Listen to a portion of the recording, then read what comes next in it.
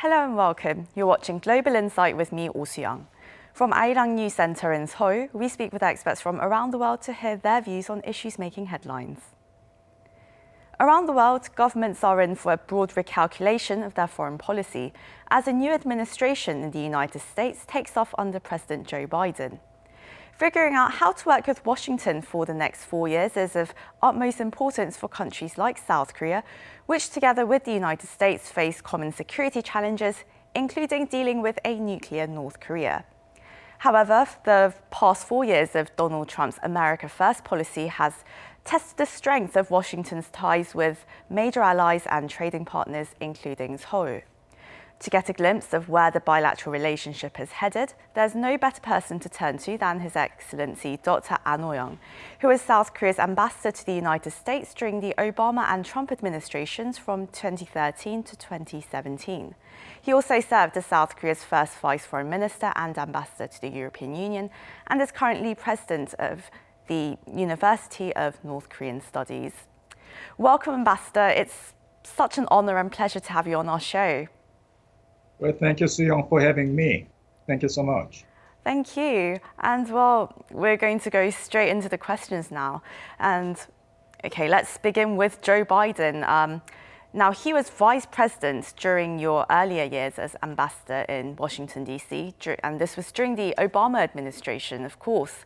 But Obama's rebalance to Asia policy was criticized for being rather passive and ending up enabling the rise of China and largely ignoring the North Korean nuclear issue.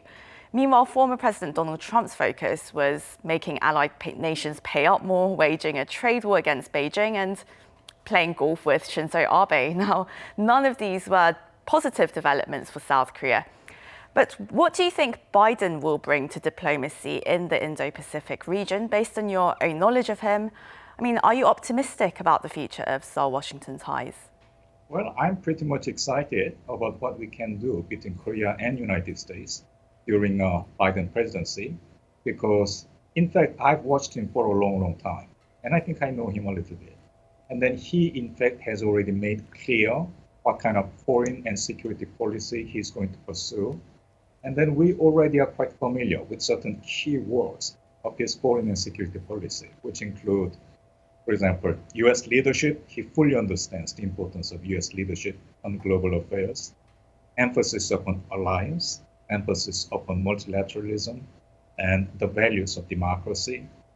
And then I have to tell you, these ingredients, these words, in fact, are ingredients for international community, which in fact made it possible for Korea to develop our economy, to achieve political democratization, and to find our place in international community.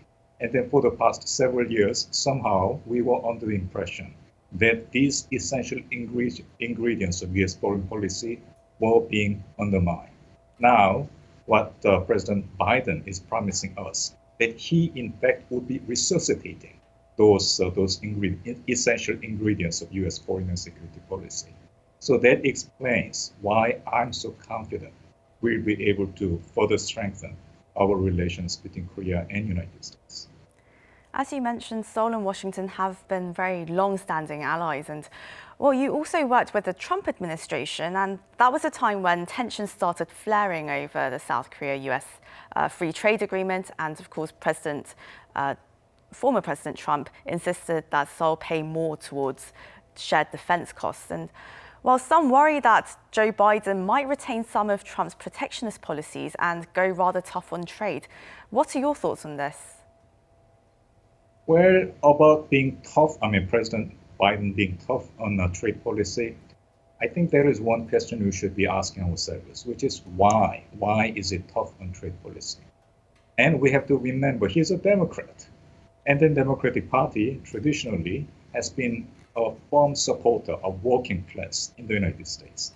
And talking about working class in the United States, beginning from something like 2008, working class in the United States, they in fact were having a lot of difficulties in terms of opportunities in education, in job training, in healthcare, in economic opportunities. And then because of it, since around 2008, we have been talking about were further widening polarization of American society. And then given all of that, I think that in fact is what is making President Biden to be tough on trade policy. But at the same time, there is a second point we should be reminding ourselves, which is that while being tough, it doesn't mean he's going to be a protectionist. And then there are many examples how he's going to differ from President Trump's period. For example, tariffs. I think he would be using tariffs far less in comparison with President Trump. And then he, in fact, has been saying it from time to time. And then the thing is, tariffs didn't work to improve the condition for the working class in the United States. In fact, the trade deficit for the United States last year was the largest in 12 years. So definitely, I think President Biden is going to try something different. And when I say something different, then I think he's going to improve the opportunities for the working class. As I already told you, opportunities in education, job training, healthcare. But at the same time, I think he's going to make rather important investment on such areas as clean energy and ICT, so that the United States would be able to create new jobs in those forward-looking areas. Well, the figure they are talking about is about 10 million. There is another important difference. I think there is going to be another important difference in trade policy of President Biden, which is rule of law. And then when I talk about rule of law, then that in fact has been the secret of promoting international trade after World War II.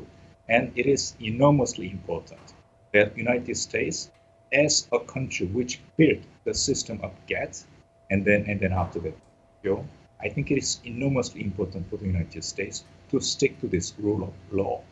So while you are right in the sense that he's going to be tough on trade policy, I think his policy is going to be different from President Trump's policy in many important areas. Well, as you mentioned, Ambassador, many countries are hoping that trade tensions will subside and that countries will go back to the rule of law, as you just mentioned. And while Seoul and Tokyo relations also deteriorated dramatically throughout the Trump administration, and that includes in trade, of course. And while the debate over their historical disputes seems to have gone around in circles for years and years, are you hopeful that Biden is going to give the two countries a helpful nudge towards making amends? Well, when it comes to Korea-Japan relations, I do not think we really need any nudging to come from the United States. I think it stands to our own national interest to further strengthen relations between Korea and Japan. Why? Because there are so many things we share between Korea and Japan, like values, like strategic interests. So we really do not need this nudging to come from the United States. So I think we must do it for our own national interests. But at the same time, what about issues of history between Korea and Japan? And during my time in Washington, between 2013 and 2017, then the history issue between Korea and Japan was comfort women issue. And then I can assure you that Korea enjoyed the full support to come from U.S. government, as well as U.S. Congress, as well as U.S. opinion-making circles when it comes to this issue of comfort women. How was it possible? Because it was not just a bilateral issue between Korea and Japan. We just presented it to the U.S. government as well as U.S. Opinion makers as an issue, in fact, concerned with the rights and dignity of women during time of conflict. And then when, in fact, we were having the general principles behind us, when we were having international law behind us, our position became that much stronger. So I think that's something we must remember when we manage these critically important relations between Korea and Japan.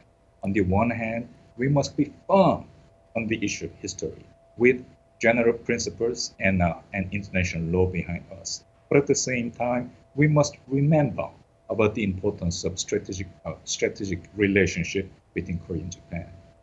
So as you mentioned, Ambassador, it's a human rights issue, not a political issue. And while now we move on to North Korea, while it's clear that President Joe Biden has countless domestic issues to prioritize over foreign policy at the moment. We also know that North Korea doesn't like to be forgotten.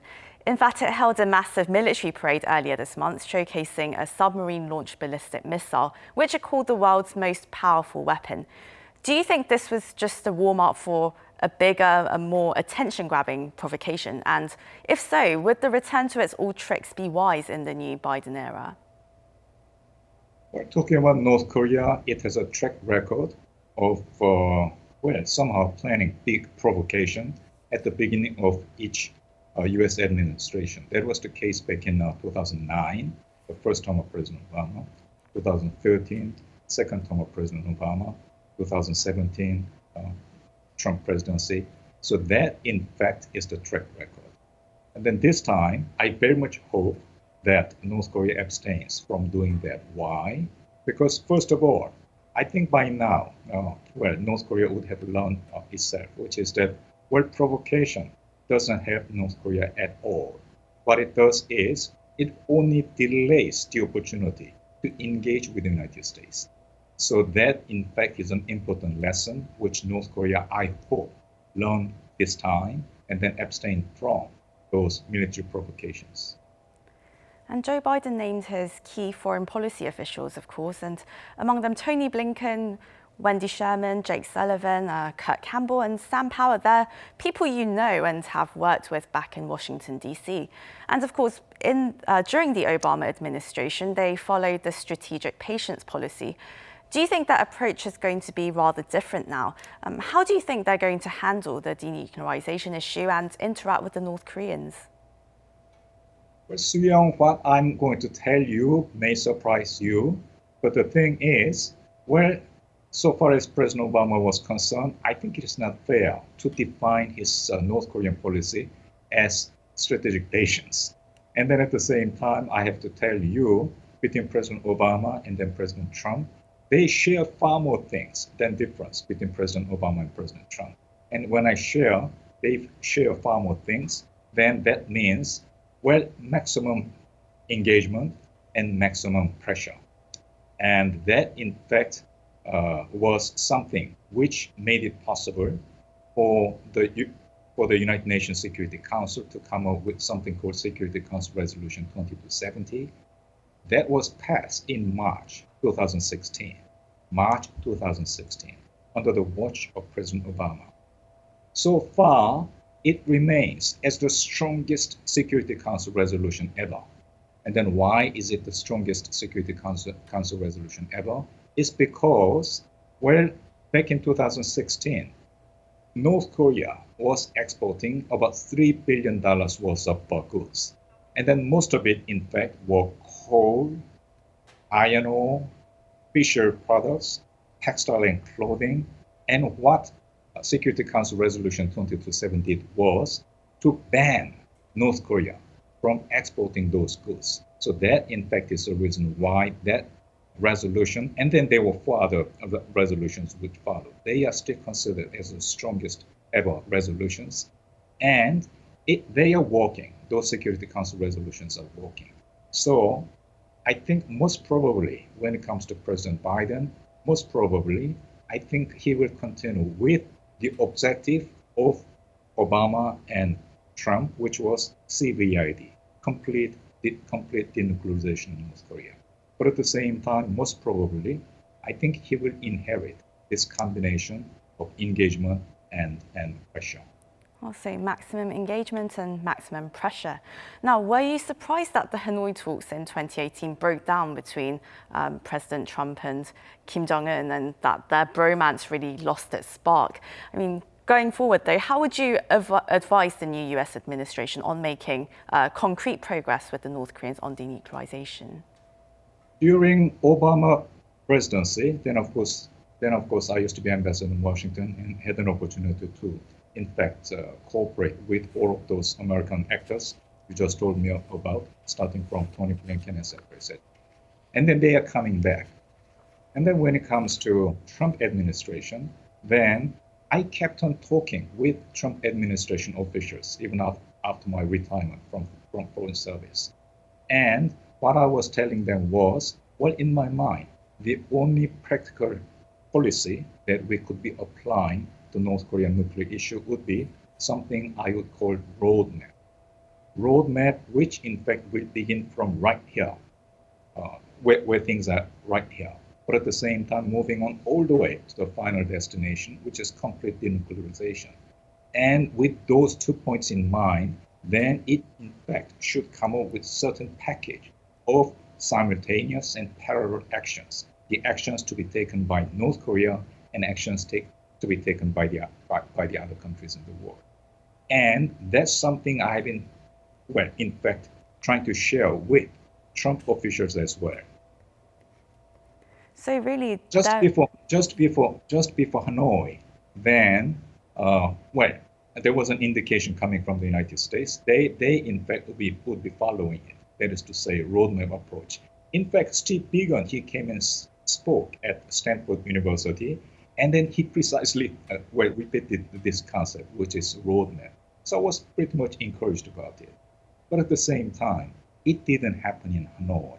So you asked me if I was surprised. But I was not surprised. But at the same time, I was disappointed. But at the same time, I still believe the best package we could offer in order to resolve North Korean nuclear issue would be still the roadmap based upon simultaneous and parallel actions.